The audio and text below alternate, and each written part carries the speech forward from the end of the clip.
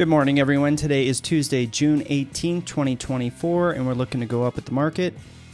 Order fill. H pattern, H pattern, H pattern, H pattern, H pattern, 555, moving average bounce, H pattern.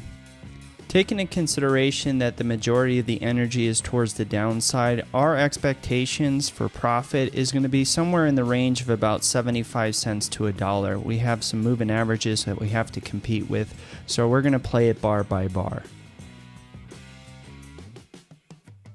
Now that the price is on top of the 21, what we need to see is the price to explode past everything to the left and start to get above the 50 moving average. So right here, this is where I need the price to explode through, get to the 50, get on top of the 50 so we can get to our dollar. If we get hung up at the 50 moving average on our 1 minute chart, that's roughly around a block area of focus for the institutions at 485.25.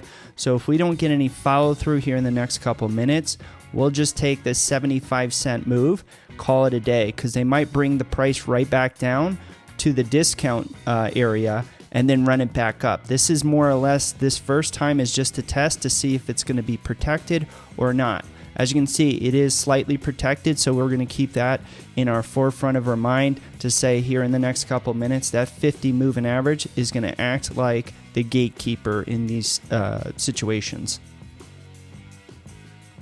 If this price bar doesn't close above the 50 moving average, the minute the next bar opens, I'm going to punch out.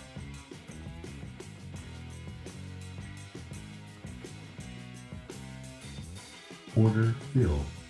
And there's about a 75-cent move, ladies and gentlemen. It's fighting to get above the 50 moving average on our 1 minute. It's fighting to get over the 21 moving average on our 2 minute. And we have a couple moving averages on our 5 minute that it still hasn't gone past yet.